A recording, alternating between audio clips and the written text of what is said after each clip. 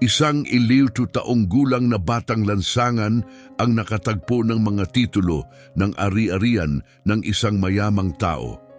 Ang hiling niya kapalit ng kanyang natuklasan ay nagpatulo ng luha sa may-ari ng ari-arian. Si Pedro, isang 11 taong gulang na batang tinatawag ang kalye bilang tahanan, ay natutong mabuhay mula pa sa murang edad. Inabandona ng mga magulang na nahulog sa bisyo at kahirapan, iniwan siyang mag-isa upang mag-survive mula pagkabata. Simula noon, natutunan ni Pedro kung paano magtaguyod ng sarili sa pamamagitan ng paghalungkat sa mga basura at humihingi ng tulong sa mga dumadaan. Sa kabila ng malupit na kalagayan, nanatili siyang may pag-asa at matatag, naniniwala sa mas maliwanag na hinaharap. Bawat araw, gumigising siya na may bagong sigla upang samantalahin ang anumang pagkakataon na maaring magbago sa kanyang kapalaran. Sa araw na ito, maaga siyang gumising bago sumikat ang araw, nagiunat at tinitingnan ang kanyang paligid.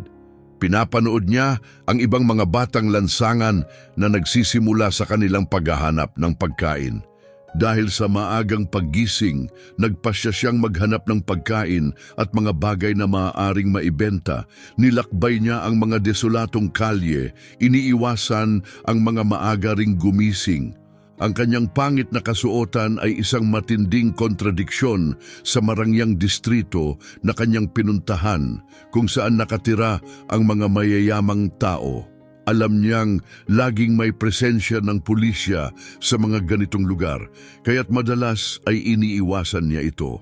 Ngunit, tinutulungan siya ng kanyang instinct na pumasok sa isang iskinita na nasa pagitan ng mga magagarang bahay, umaasang makakakita ng mga bagay na hindi napapansin ng iba. Tahimik na naglakad, ininspeksyon ni Pedro ang mga basurahan at madidilim na sulok ng eskinita. Isang kislap ang kumapit sa kanyang mata, isang itim na leather briefcase na parang hindi sinasadyay na iwan. Puno ng pananabik, pinulot niya ito at binuksan, sabik na makakita ng mga bagay na maaaring ibenta. Sa loob, natagpuan niya ang iba't ibang dokumento na lahat ay may mga tatak at pirma ng kahalagahan.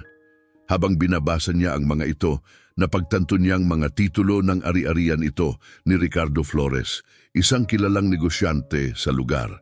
Nagulat na upo si Pedro sa malamig na kalsada ng eskinita na puno ng mga katanungan tungkol sa kahalagahan ng kanyang natagpuan. Ang mga papel na ito ay maaaring magbigay sa kanya ng bagong buhay, malayo sa kahirapang sumisira sa kanya, ngunit hindi kayang gawing maayos ng kanyang konsensya na itago ang hindi kanya. Nagdesisyon siyang ibalik ang mga dokumento sa tunay na may-ari, umaasang makakakuha siya ng kaunting pabor kapalit. Matapos magdesisyon, tumayo si Pedro at nagsimula patungo sa isang marangyang mansyon sa dulo ng kalye. Ang puso ay mabilis na tumitibok sa halo ng excitement at kaba. Paano kung hindi siya pansinin ni Flores o mas masahol pa, akusahan siya ng pagnanakaw? Sa kabila ng kanyang mga takot, ipinagpatuloy ni Pedro ang kanyang lakad. Mahigpit na hawak ang briefcase. Pagdating sa malaking pintuan ng mansyon, tumigil siya, humahanga sa kanyang kagandahan, mas malapit kaysa kailanman sa ganitong uri ng yaman. Huminga siya ng malalim at kumatok ng malakas sa malaking kahoy na pinto. Matapos ang ilang sandali na parang isang eternidad, bumukas ang pinto at lumabas ang isang butler na may seryosong itsura. "Oo, ano ang gusto mo?" tanong ng butler, pinagmamasdan si Pedro ng may pag-aalinlangan. "Magandang hapon po," tugon ni Pedro. Ang boses ay magalang hanggat maaari. "Kailangan ko pong makausap si Ginoong Ricardo Flores. Mahalaga po." Sinuri siya ng butler na bigla sa hitsura ng batang lansangan na nasa harap ng bahay ng kanyang amo. "Ano po ang tungkol dito?" tanong niya ng may pag-iingat. Hindi po tinatanggap ni Ginoong Flores ang mga bisita ng walang appointment. Nakita ko po ang isang bagay na sa inyo, sinabi ni Pedro. Itinaas ang briefcase upang ipakita ang laman nito. Ito po ay mga titulo ng ari-arian at naniniwala akong mahalaga na maibalik ko ito sa inyo. Ang ekspresyon ng butler ay nagbago at nagmistulang gulat nang makita ang mga mahalagang dokumento sa loob ng briefcase. Hindi nagsalita, umatras siya, isinara ang pinto at iniwan si Pedro na naghintay ng may kaba sa labas.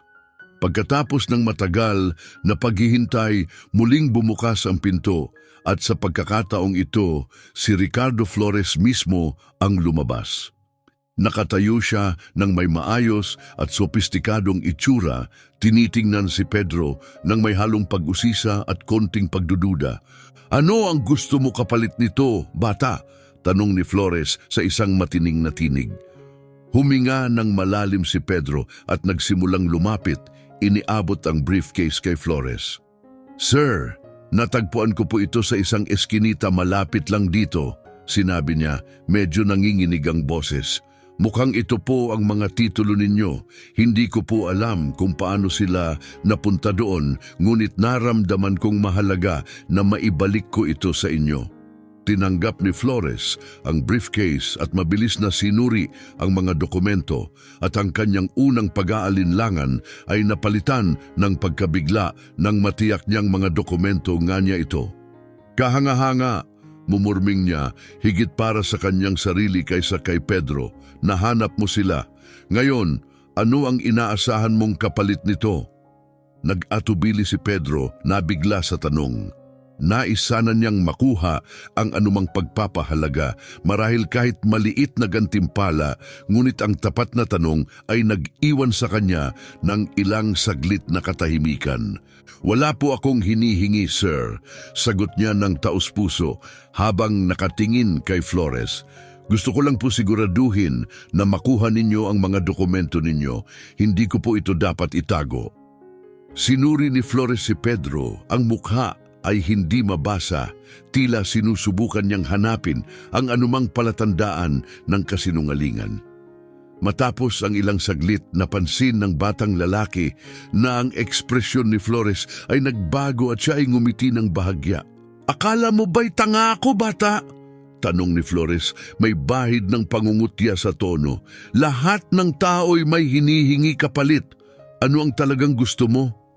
Sa kabila ng malamig na tono ni Flores, nanatili si Pedro sa kanyang posisyon. Totoo po, wala po akong hinihingi, ulit niya. Masaya po ako na naibalik ko ang sa inyo. Pinagmasdan ni Flores si Pedro at sa wakas ay napansin niyang may kakaibang katangian ang batang ito. Talaga namang ikaw ay isang natatanging bata, sinabi niya habang tinatanggap ang briefcase. Bihirang makatagpo ng ganitong uri ng katapatan ngayon. Bagamat nabuhayan ng pag-asa, ngunit nadarama pa rin ang kabigatan ng kanyang araw-araw na pakikibaka. Nakita ni Pedro ang isang maliit na liwanag ng pag-asa. Ginoong Flores, nag-atubiling siya, dahil naibalik ko na po ang inyong mga titulo, baka po maaari ninyo akong matulungan sa kahit anong paraan. Nakataas ang kilay si Flores, naguguluhan sa hinihingi ng bata. Tulungan ka? Paano naman? Tanong niya. Habang kinakagat ang kanyang labi, ipinaliwanag ni Pedro, nasa kalye po ako at madalas ay mahirap makahanap ng pagkain o matutuluyan na ligtas. Anumang tulong, siguro po pera o trabaho, ay labis na ma-appreciate ko. Tumigil si Flores, pinag-isipan ng batang nasa harap niya at unti-unti ay nagkaroon siya ng bagong respeto sa batang ito. Kahanga-hanga ang iyong integridad, sabi niya sa isang malumanay na tono. Karamihan sa mga tao ay magsasamantala sa ganitong pagkakataon para sa sariling kapakinabangan, ngunit pinili mong maging tapat. Tingnan natin kung ano ang magagawa natin tungkol sa iyong sitwasyon. Itinaas ni Pedro ang kanyang mga mata at isang maliit na pagsiko ng pag-asa ang sumik sa kanyang dibdib. Ibig po bang sabihin nito ay tutulungan niyo ako? Tanong niya. Ang boses ay halos isang bulong. Tinitigan siya ni Flores ng tahimik sandali bago marahang umiling. "Pasensya na, hindi ko kayang tulungan sa ganitong paraan," sagot ni Flores, at naramdaman ni Pedro ang isang alon ng pagkabigo na humaplos sa kanya. "Hindi ko kayang magbigay ng pinansyal na tulong o trabaho. Nauunawaan ko ang iyong kalagayan, ngunit wala akong kakayahan na buhatin ang mga pasanin ng bawat batang namumuhay sa kalye." Napaluhod ang ulo ni Pedro sa kalungkutan.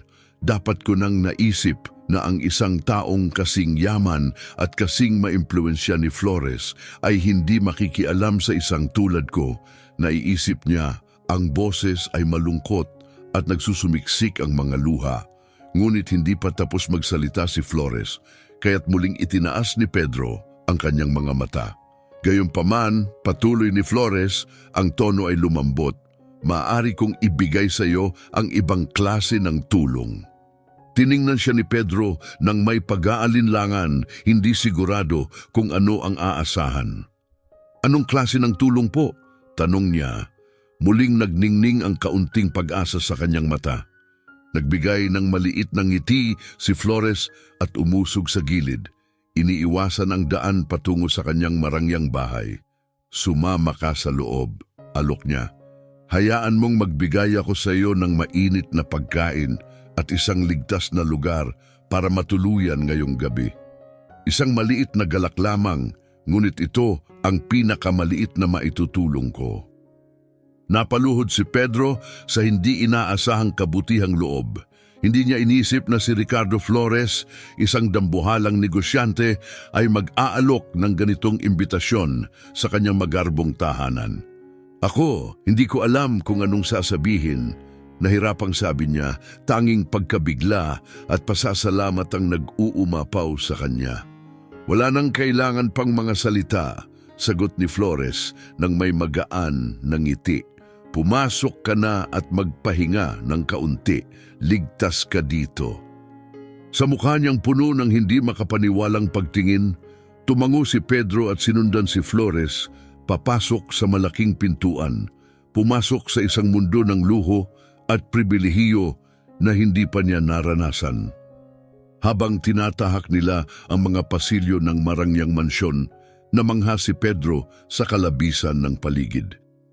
Ang kagandahan at karangyaan ay hindi katulad ng anumang nakita niya at nahirapan siyang maniwala na ang lahat ng ito ay pag-aari lamang ng isang tao. Pagdating nila sa isang pinturang-pintuan ng kahoy na may mga ukit, huminto si Flores at binuksan ito. Inaanyayahan si Pedro na pumasok. "Dito ka matutulog ngayong gabi," aniya, habang pinagmamasdan ng bata na may katahimikan. "Magpahinga ka muna dito at maghahanda ako ng pagkain para sa atin mamaya." Dahan-dahang pumasok si Pedro na mangha sa mga magagarang kasangkapan na naglalaman ng isang malaking canopy bed, isang sopistikadong wardrobe at isang makinis na vanity. Lahat ng bagay ay sobrang linis na nagdalawang isip siyang hawakan ang kahit anong bagay, natatakot na baka masira ang kagandahan nito. "Salamat po, Ginoong Flores," bulong niya, hindi alam kung paano iparating ang kanyang pasasalamat. "Huwag mo akong tawaging Ginoo, tawagin mo akong Ricardo," sagot ni Flores ng magaan na tono. "At huwag mong isipin ito ng malaki, ibinalik mo sa akin ang isang napakahalagang bagay. Ito lang ang maitutulong kong pasasalamat." Tumango si Pedro, ang puso ay puno ng pasasalamat at paghanga. Hindi niya inaasahan na ang isang simpleng gawain ng katapatan ay magdudulot ng ganitong kahangahangang balik. "Kung may kailangan ka, itanong mo lang," dagdag pa ni Ricardo habang tumatayo at papunta sa pinto. "Nasa kusina ako at maghahanda ng ating pagkain." Iniwan siyang mag-isa, si Pedro ay naupo sa kama, patuloy na nagsusuri ng kanyang kalagayan. Ang mga mata niya ay gumala sa paligid ng kwarto, pinagmamasdan ang bawat detalye ng kasangkapan. Wala pa siyang karanasan sa ganitong uri ng komportabling lugar. Dahan-dahan, nahiga siya sa malambot na kama. Ang katawan ay nakaramdam ng unang paghihilom mula sa mga gabi ng pagtulog sa matitigas at malamig na kalsada. Isang alon ng kapayapaan at katahimikan ang bumalot sa kanya. Nagbigay ng isang sulyap sa isang buhay na hindi niya kayang ipalagay noon. Habang siya ay dahan-dahang tinatanglawan ng pagod, pinayagan niyang maglakbay ang kanyang isipan patungo sa isang hinaharap na maaaring nagsisimula ng magbukas. Isang hinaharap na maaaring magtangan ng isang bagong simula. Sa wakas, nakarating sila sa isang kahangahangang pintuan ng kahoy na binuksan ng butler na nagbukas sa isang dining room na higit pa sa lahat ng mga naunang karangyaan. Ang mahahabang mesa ng mahogani na makintab at kumikislap sa liwanag na dumadaloy mula sa malalaking bintana ay nagbigay kay Pedro ng pakiramdam na siya ay lalong hindi nababagay sa mundong puno ng yaman at karangyaan. Nandun na si Ricardo Flores, nakaupo sa ulo ng mesa, may hawak na tasa ng kape. Ang kanyang malugod na ngiti ay nagbigay ng mainit na pagtanggap kay Pedro. Magandang umaga, bata, pagbati niya. Mabuti naman at nakapagpahinga ka ng maayos. Halina, sumama ka dito. Saglit na tumigil si Pedro, tinitingnan ang karangyaan sa paligid. Ngunit ang tapat na paanyaya ni Flores ay nagbigay sa kanya ng lakas ng loob na lumapit at maupo sa ipinakitang pwesto. Sigurado akong nakapagpahinga ka ng mabuti, patuloy ni Flores habang nagbubuhos ng kape para kay Pedro. Mukhang mas buhay ka ngayon. Opo, sir, salamat, sagot ni Pedro. Maingat na hinahawakan ang tasa. Hindi ko po naranasan ng ganitong comfort dati. Masaya si Flores, umupo ng bahagya at pinagmasdan si Pedro ng maigi. Sabihin mo sa akin, ano ang pangalan mo? Tanong niya ng may interes. Ang pangalan ko po ay Pedro, sir, sagot ng bata, bahagyang kinakabahan sa malalim na pagsusuri ni Flores. Pedro, isang kasiyahan, at ilang taon ka na? Tanong ni Flores, ang tono ay magiliw. 11 taon po ako, sir, sagot ni Pedro, ang boses ay mahina at nag-echo sa malawak na silid. Nagtanong si Flores, ang mukha ay naging seryoso at nag-isip. At Pedro, paano ka napadpad sa kalsada? Tanong niya, ang tono ay naging mas mabigat at seryoso. Nagtigilis si Pedro, nag-aalangan na ibahagi ang kanyang nakaraan na madalas niyang itinatago. Well, iniwan po ako ng mga magulang ko nung ako ay bata pa, mahinang sabi niya. Mag-isa po akong namuhay simula noon. Hindi dapat maranasan ng isang bata yan, komentaryo ni Flores, habang ikinukrus ang mga kamay at nyuko ang ulo bilang tanda ng pakikiramay. Nagbigay si Pedro ng maliit, malungkot ng ngiti. Nasanay na po ako sa paglipas ng panahon, sagot niya, sinusubukang mag-aani ng usapan. Pero kahapon, pagkatapos kong matagpuan ang mga dokumento ninyo, naisip ko na baka po may magagawa kayo sa aking sitwasyon. Pinagmasdan siya ni Flores ng tahimik at malalim. Bago siya huminga ng malalim, tinitingnan ng mabuti si Pedro. Ano po ba talaga ang nais nyo? Tanong niya ng taimtim. Ano po ang inaasahan mong makuha sa pagbabalik ng mga dokumentong iyon? Nagulat si Pedro sa tanong. Akala niya malinaw na ang kanyang intensyon.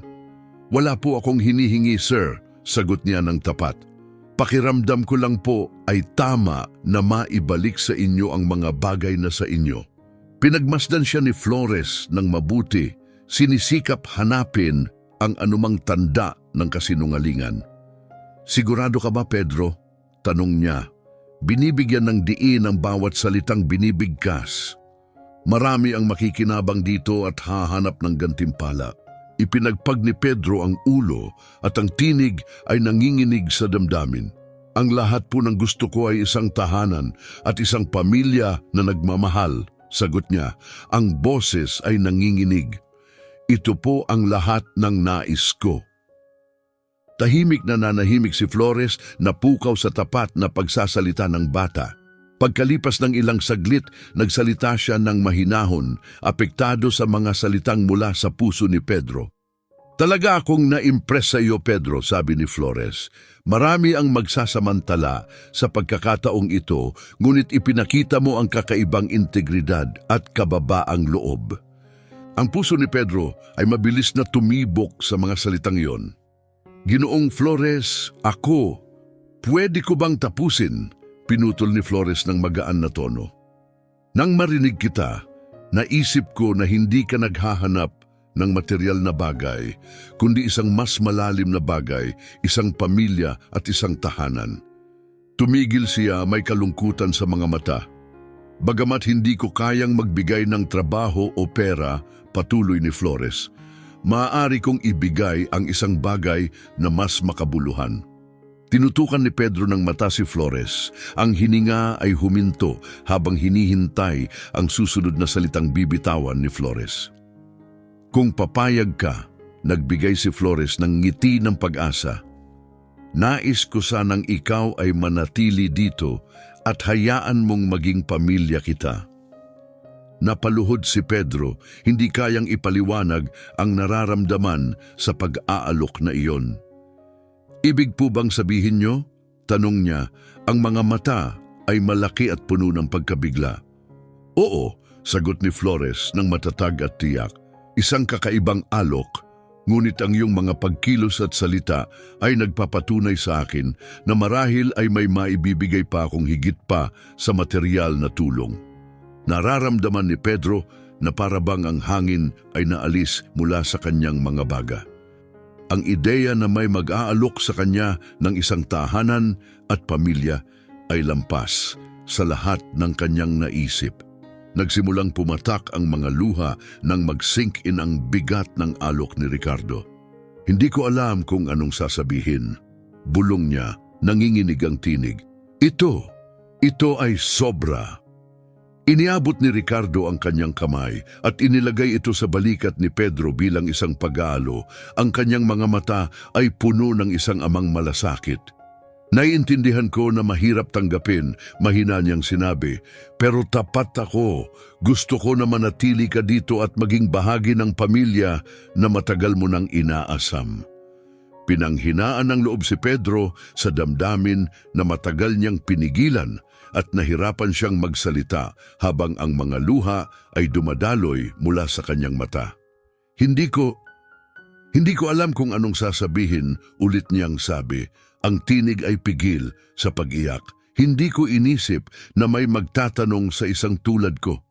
Ang ngiti ni Ricardo ay malumanay at nakaaaliw habang mahina niyang pinisil ang balikat ni Pedro.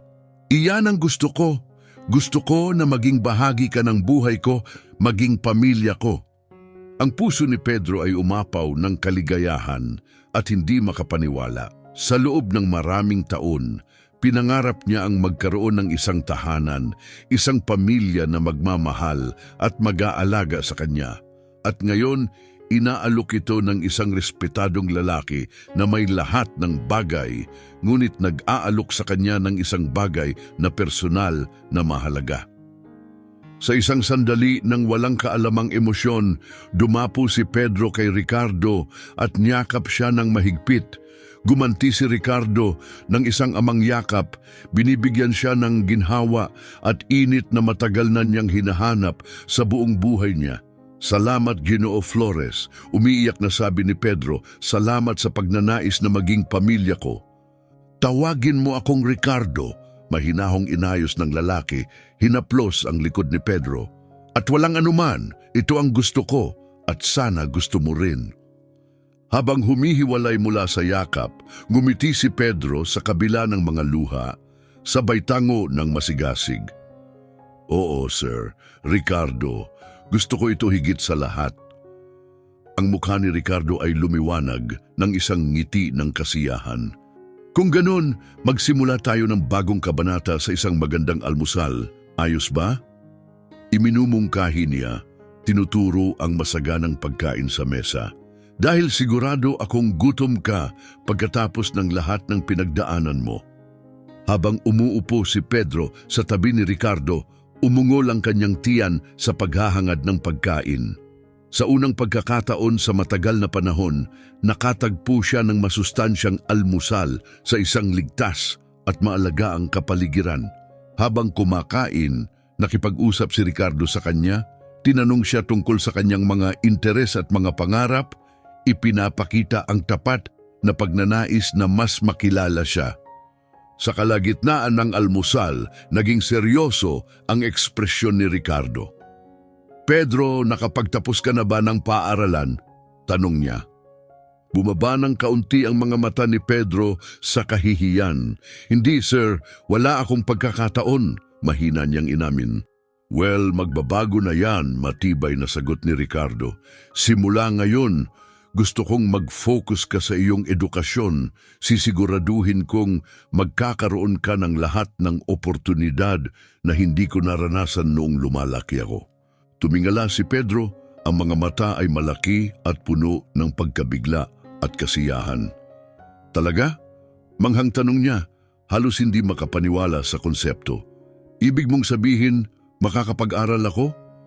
"Oo," kumpirmado ni Ricardo na may nakakalugod na tango. "Karapat dapat ka sa pagkakataong iyon." Tahimik na umupo si Pedro, lubos na apektado ng kabutihang loob ni Ricardo. Palaging niyang pinangarap ang magkaroon ng isang pamilya at tahanan, ngunit ang karagdagang pangako ng edukasyon ay isang bagay na hindi niya kailanman naisip na magkakaroon siya ng pagkakataon. Nakikinig si Pedro, ang kanyang puso ay parang naiipit sa lalamunan habang nagsasalita si Ricardo tungkol sa paghahanap ng higit pa sa material na bagay sa pagtulong sa kanya. Isang revelasyon na ang isang lalaking kasing impluensyal ni Ricardo ay naghahangad din ng isang bagay na kasing fundamental ng pamilya at tahanan. "Pero bakit ako?" tanong ni Pedro. Ang kanyang tinig ay mahina, halos nawala sa laki ng dining room. "Bakit ako ang pinili mong maging bahagi ng buhay mo?" Ang ngiti ni Ricardo ay puno ng init habang sumasagot siya, "Kasi ikaw, Pedro, ay nagpapakita ng isang marangal at purong puso. Sa kabila ng lahat ng pinagdaanan mo, nanatili kang tapat. Isang bihirang katangian iyan at labis ko itong nirerespeto at hinahangaan." Muling pumait ang mga luha sa mga mata ni Pedro, apektado ng kabutihan at pag-acknowledge na natanggap niya. Isang matinding pagkakaiba sa mga matitinding realidad na kanyang naranasan. "Ginoo Flores," nagsimula si Pedro, ang tinig ay nanginginig. "Ricardo." Mahinang itama ni Ricardo, ang kanyang tinig ay malambing at nakaaaliw. "Wala nang anuman. Hayaan mong ako'y maging bahagi ng buhay mo, tulad ng magiging bahagi ka na ngayon ng buhay ko." Tumango si Pedro. Ang mga luha ay dumadaloy mula sa kanyang mga mata. Ang pakiramdam ng pagiging kabilang ay bumabalot sa kanya sa unang pagkakataon. Nakaramdam siya ng malalim na koneksyon at pag-asa para sa hinaharap, isang bagay na hindi niya kailanman naisip na mangyayari. "At tandaan mo, Pedro," nagpapatuloy si Ricardo, "ang tono ay matatag ngunit malambing. Hindi mo lang ako binibigyan ng pagkakataon na maging bahagi ng buhay mo. Binibigyan mo ako ng pagkakataon na maging ama, na hindi ko nagkaroon ng pagkakataon na maging." Dahil sa labis na emosyon, tumayo si Pedro mula sa kanyang upuan at muling niyakap si Ricardo. Gumanti si Ricardo ng yakap, isang amang init at ginhawa ang lumabas mula sa kanya, nagbibigay ng seguridad at pagmamahal na matagal na hinahanap ni Pedro sa buong buhay niya. "Salamat, Ricardo," umiiyak na sabi ni Pedro. Ang tinig ay nahihirapan sa dibdib ni Ricardo. "Salamat sa pagpili mong maging pamilya ko." "Ikaw na ang pamilya ko ngayon," bumulong si Ricardo. Ang tinig ay puno ng emosyon. "At ipinapangako ko sa iyo, gagawin ko ang lahat ng aking makakaya para siguruhing hindi mo na kailanman mararanasan ang mga paghihirap na iyon." Nagpatuloy sila sa yakap, pinapalakas ang bigat ng sandali hanggang unti-unting humiwalay si Ricardo. Ang mga kamay ay nakapakapa sa mukha ni Pedro. Ang mga mata ni Ricardo, puno ng emosyon, ay tumagilid sa mga mata ni Pedro. Maligayang pagdating sa iyong bagong tahanan, anak, sabi ni Ricardo. Ang ngiti ay maliwanag at tapat. Bumalik ang ngiti ni Pedro, ang puso niya ay puno, nararamdaman niyang tunay na siya ay nasa bahay sa unang pagkakataon. Habang tinitingnan niya ang paligid, bawat bahagi ng mansyon ay tila malugod, isang matinding pagkakaiba mula sa mga kalsadang nagbigay sa kanya ng kanlungan.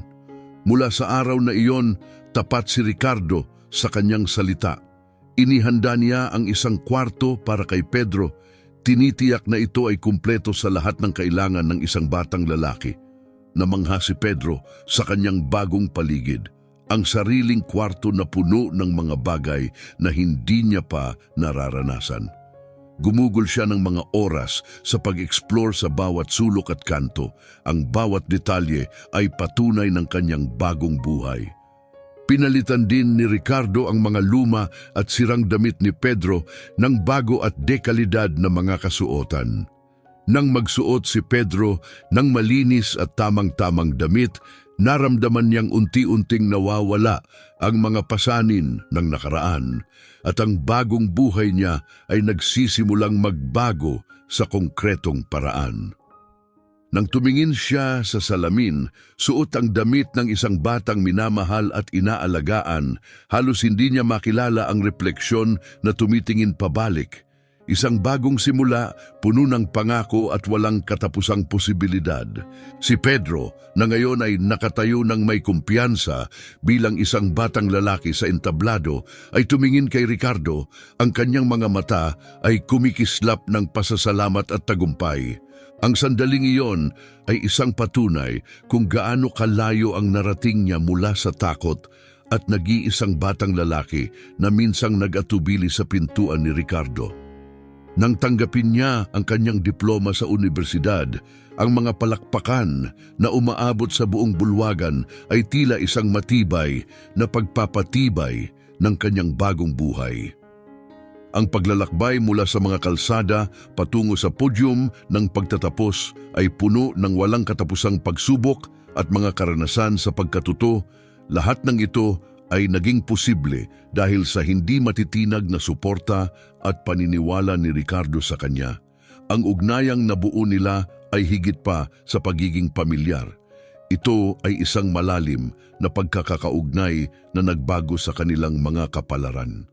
Si Ricardo, na labis na puno ng kaligayahan at pagmamalaki, ay pinapalakpakan ang pinakamalakas. Ang makita si Pedro na kanyang tinulungan at pinalago upang maging isang may kakayahan at matagumpay na individual, ay nagdulot sa kanya ng isang malaking kasiyahan. Naalala niya ang araw na nag-atubili si Pedro at nagtanong kung maaari siyang tawaging tatay, isang sandali na nagpatibay ng kanilang ugnayan magpakailanman. Ngayon, habang pinagmamasdan ang tagumpay ni Pedro, alam ni Ricardo na ang pagyakap sa kanya bilang kanyang anak ay ang pinakamagandang desisyon na kanyang nagawa. Matapos ang seremonya, nagbalik sila sa bahay kung saan naghihintay ang isang maliit na pagdiriwang. Nagtipon ang mga kaibigan, pamilya at mga guro upang parangalan ang tagumpay ni Pedro. Ang bawat bisita ay nagbahagi ng kwento tungkol sa epekto ni Pedro sa kanilang mga buhay at kung paano siya naging inspirasyon sa kanilang katatagan at determinasyon. Habang umuusad ang gabi, kumuha ng sandali si Pedro upang magsalita sa harap ng mga bisita. Ang kanyang tinig ay matatag at malinaw. Nakatayo ako rito ngayon dahil sa desisyon ng isang tao na buksan ang kanyang pintuan at ang kanyang puso sa isang batang hindi kilala at naghihirap. Nagsimula siya, ang kanyang mga mata ay nagtama kay Ricardo. Ricardo, nakita mo ang potensyal at halaga ko nang hindi ko ito makita sa sarili ko. Binigyan mo ako ng tahanan, pamilya at kinabukasan. Ngunit higit sa lahat, tinuruan mo ako ng kahulugan ng pag-ibig at malasakit. At ito ay dadalhin ko sa lahat ng aking gagawin. Ang buong silid ay sumabog sa palakpakan at naramdaman ni Ricardo na isang luha ang dumaloy mula sa kanyang mata habang nakikinig sa mga salitang iyon ni Pedro. Ang batang lalaki ay hindi na ang matamlay at takot na batang nagailangan ng proteksyon. Siya ngayon ay isang ilaw ng pag-asa at isang simbolo ng kung ano ang maaaring makamit sa pamamagitan ng kabutihang loob at dedikasyon. Pagkatapos nang magsimulang mag-alisan ang mga bisita at sila ay natira na lang magkasama, tinawag ni Ricardo si Pedro. "Pinanood kita na lumago at naging isang kamangha-manghang tao at hindi ko pa naranasan ang maging mas proud," sabi niya. Ang tinig ay puno ng emosyon. "Tandaan mo, saan man dalhin ka ng buhay, ang tahanang ito, ang pamilya ito at ang pagmamahal ko sa iyo ay laging nandito." Mahigpit na niyakap ni Pedro si Ricardo. Alam niyang saan man dalhin ng hinaharap, ang mga aral at pagmamahal na nakuha niya mula kay Ricardo ay maggagabay sa kanya. "Salamat, tatay," bulong ni Pedro pabalik. "Sa lahat." Habang sila ay magkasama, ang gabi ay tahimik na bumabalot sa kanila, parehong nauunawaan na ang kanilang paglalakbay ay hindi lamang tungkol sa mga tagumpay na nakamtan ni Pedro, kundi pati na rin ang hindi sinasadyang pangako ng patuloy na suporta, pagmamahal at ang hindi mabilang na mga posibilidad na naghihintay sa hinaharap. Ibinalik ni Ricardo ang yakap ni Pedro ng may pantay na lakas. Niyakap siya ng mahigpit. Sa kalagitnaan ng palakpakan at masayang sigawan mula sa kanilang mga kaibigan at pamilya, bumulong siya pabalik. "Hindi, salamat sa iyo, anak, sa pagpapayaman ng buhay ko ng walang hanggan." Habang nagpapatuloy ang salo-salo, ang hangin ay puno ng masiglang enerhiya. Ang mga bisita ay nagsalo-salo, nagbahagi ng mga kwento at tawanan, ipinagdiriwang hindi lamang ang mga akademikong tagumpay ni Pedro, kundi pati na rin ang malalim na ugnayan na kanilang naitayo ni Ricardo. Bawat sulok ng mansyon ay buhay na buhay sa musika at usapan, isang patunay ng kaligayahan at pagkakaisa na dinala ni Pedro sa buhay ni Ricardo. Dumaan si Pedro sa karamihan, binabati ng maiinit ng ngiti at mga masayang kamay na nag-aabot ng pagbati. Nararamdaman ang isang malalim na pakiramdam ng pagiging kabilang. Bawat pakikisalamuha ay isang paalala ng kanyang paglalakbay at kung gaano siya kalayo mula sa hindi tiyak na buhay sa kalye patungo sa init at pagmamahal ng isang pamilya na ngayon ay maaari niyang tawaging kanya. Habang ang gabi ay papalapit na sa pagtatapos, nakatagpo si Pedro ng isang tahimik na sandali upang lumabas sa terasa, tinitingnan ang malawak na mga lupaing nakapalibot sa mansyon. Ang mga bituin ay kumikislap sa itaas na parang kumikislap din ang mga ilaw ng gabi na nag-adorno sa hardin. Nagmuni-muni siya sa mga hindi inaasahang pag-turn ng kanyang buhay at ang kamangha-manghang landas na nagdala sa kanya sa sandaling ito. Ang mga alaala ng paghihirap ay naisantabi na ng pagmamahal at mga oportunidad na ibinigay sa kanya at naramdaman niya ang malalim na pasasalamat. Sa loob ng bahay, pinagmamasdan ni Ricardo si Pedro mula sa malayo. Ang kanyang puso ay puno ng pagmamalaki. Nakita niya kay Pedro hindi lamang ang tagumpay ng isang batang lalaki na nagtagumpay laban sa malalaking pagsubok, kundi pati na rin ang personifikasyon ng kanyang sariling mga pag-asa at pangarap para sa isang pamana ng kabutihan at pagiging bukas palad. Madalas nagtataka si Ricardo tungkol sa kahulugan ng kanyang mga tagumpay, ngunit nang makita niyang umuunlad si Pedro, nakakita siya ng malinaw na sagot. Ang kanyang kayamanan ay nahanap ang tunay na layunin nito sa pagbibigay para sa isang tao na pinahahalagahan ito sa mga paraan na hindi kayang sukatin ng salapi. Pagkatapos nang bumalik si Pedro sa loob ng bahay, nilapitan siya ni Ricardo. May hawak na baso at kumikilos upang makuha ang kanyang atensyon. "Pwede ko bang makuha ang sayaw na ito?" Tanong niya, nag-aalok ng kamay na may malambing na nangiti. Tumawa si Pedro, masaya at tinanggap ito. Habang nagsasayaw sila, sumali ang iba, ang musika ay dumadaloy sa hangin, nagbubuklod sa kanilang lahat sa isang selebrasyon. Isang gabi ng kasiyahan, ngunit para kay Pedro at Ricardo, ito rin ay isang malalim na pagpapatibay ng kanilang ugnayang pamilya. Ilang taon mula noon, madalas na baliktanawin ni Pedro ang gabing iyon bilang isang mahalagang sandali sa kanyang buhay.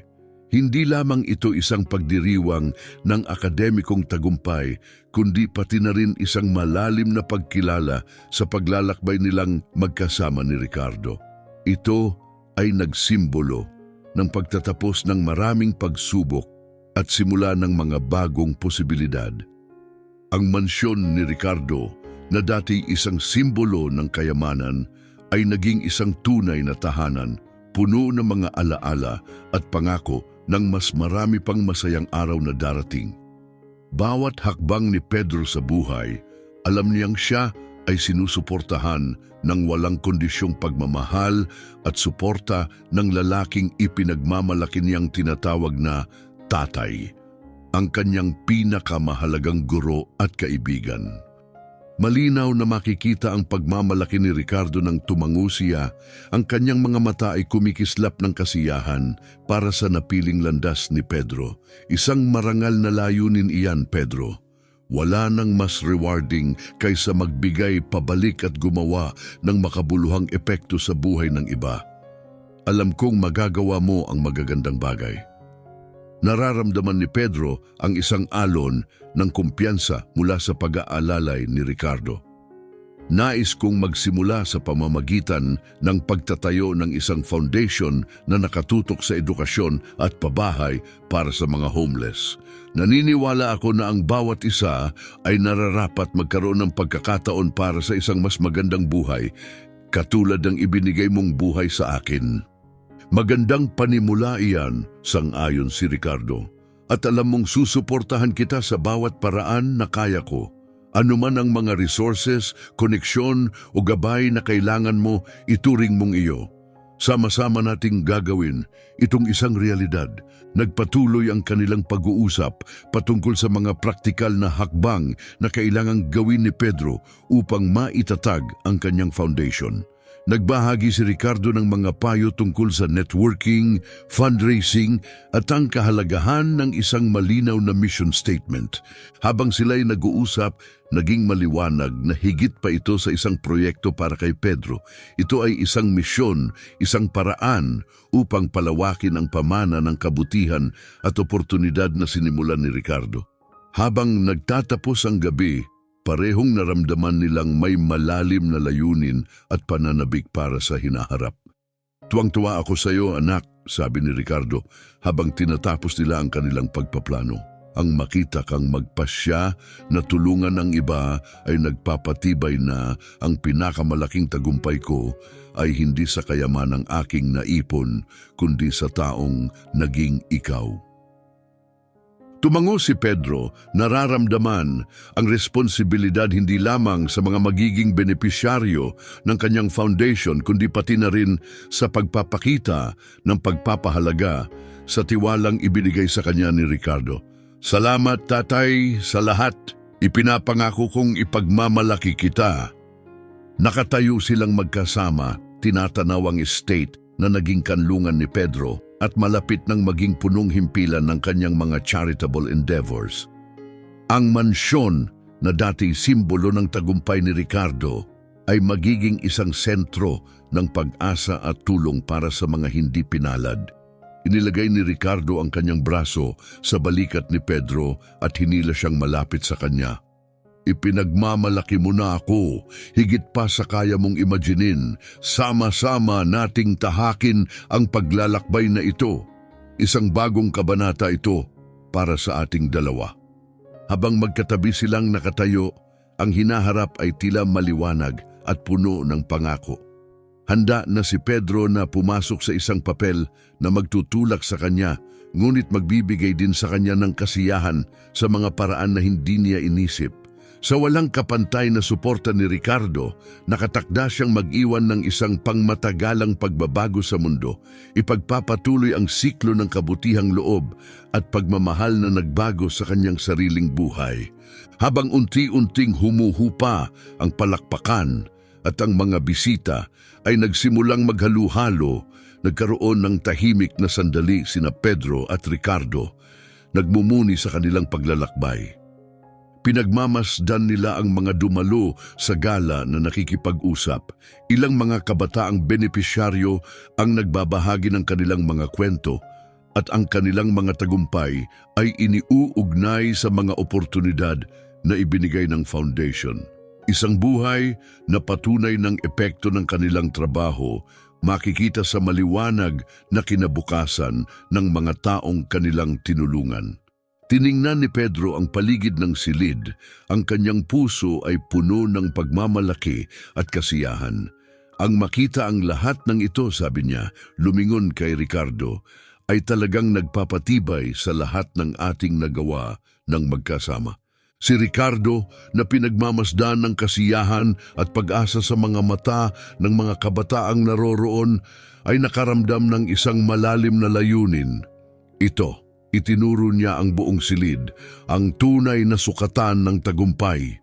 Hindi ang mga parangal o mga ulat na pinansyal, kundi ang mga tunay at konkretong pagbabago sa buhay ng mga tao. Isang kamanghamanghang bagay ang nagawa mo rito, Pedro. Ang kanilang usapan ay tumuon sa mga plano upang palawakin pa ang kanilang mga programa. Marami pang mga komunidad na maaari nating matulungan. Masigasig na sinabi ni Pedro na nagnanais na mapalawak pa ang kanilang abot.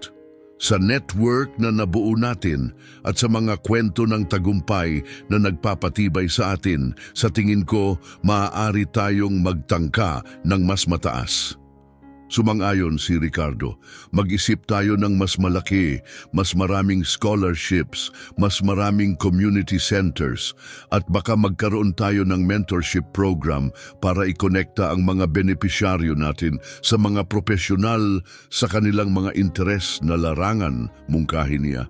Excited sa mga posibilidad, nagsimula si Pedro na maglatag ng isang proposal para sa isang bagong inisyatiba na magbibigay ng mga internship at job placements para sa mga mas matatandang benepisyaryo upang matulungan silang magtransisyon ng maayos sa workforce. Ito ay tungkol sa paglikha ng mga sustainable na landas patungo sa tagumpay, hindi lamang pansamantalang tulong, paliwanag niya. Nakikinig si Ricardo ng mabuti, ang kanyang isipan ay mabilis na nag-iisip ng mga ideya kung paano gagamitin ang kanyang mga koneksyon sa negosyo para sa mga partnerships at sponsorships. Magsisimula akong makipag-ugnayan sa ilang mga kasamahan bukas. Maraming potensyal para sa kolaborasyon at sigurado akong magiging masaya silang suportahan ang isang makabuluhang layunin tulad nito. Habang nagtatapos ang gabi, napagkasunduan nilang magkita kinabukasan upang simulan ang pagpapalakas ng kanilang mga plano. Ang sigla at dedikasyon na nagdala sa kanila sa puntong ito ay nagsilbing gasolina para sa kanilang mga susunod na hakbang na nakatuon sa pagpapalawak ng kanilang epekto at pagtulong pa sa mas maraming kabataang buhay. Habang nagmamaneho pa uwi mula sa gala, naisip ni Pedro ang paglalakbay na nagdala sa kanya mula sa isang buhay ng hindi kasiguraduhan patungo sa isang buhay na puno ng malalim na epekto. Ang pagmamahal at suporta mula sa kanyang ama ay hindi lamang nagbago ng kanyang sariling buhay, kundi ngayon ay kumakalat na upang makaapekto sa daan-daang iba. Isang makapangyarihang paalala kung gaano kalaki ang maaaring magbago ng isang kabutihang loob ng isang tao sa buong mundo. Si Ricardo, na pinagmamasdan ang malalim na ekspresyon ni Pedro mula sa driver's seat, ay nakaramdam ng isang alon ng pasasalamat para sa di inaasahang araw nang unang kumatok si Pedro sa kanyang pintuan. Ang sandaling iyon ay muling nagbago ng kanilang mga kapalaran. Nagbuklod sa kanila hindi lamang bilang pamilya, kundi bilang mga katuwang sa isang misyon ng pagtulong sa iba. Ang kanilang kwento ay isa ng pag-asa, katatagan, at ang walang katapusang kapangyarihan ng pagmamahal, isang naratibo na patuloy na nagbibigay inspirasyon sa bawat buhay na kanilang naabot, na nagpapatunay na sa pamamagitan ng malasakit at determinasyon talagang posible ang magbago ng mundo. Maraming salamat sa pagsubaybay. Ang inyong suporta ay may malaking kahulugan para sa amin at nagsisilbing inspirasyon upang magpatuloy sa pagbabahagi ng mga kwento ng pag-asa at pagbabago tulad ng kay Pedro. Kung hindi ka pa nakasubscribe, isaalang-alang na maging bahagi ng aming komunidad upang makapanood pa ng mga kwento ng pag-asa at pagbabago. Tandaan, ang bawat like, comment at share ay nakakatulong sa amin upang maabot ang mas maraming tao at mapalaganap ang mga positibong mensahe. Ipaalam sa amin kung ano ang inyong naging reaksyon sa kwento ngayon sa mga komento sa ibaba, o ibahagi ang inyong sariling mga karanasan sa pagtagumpay sa mga pagsubok. Hanggang sa susunod na video at sa mga pagkakataon na iyon, patuloy na magbigay ng pagkakaiba sa inyong kanto ng mundo.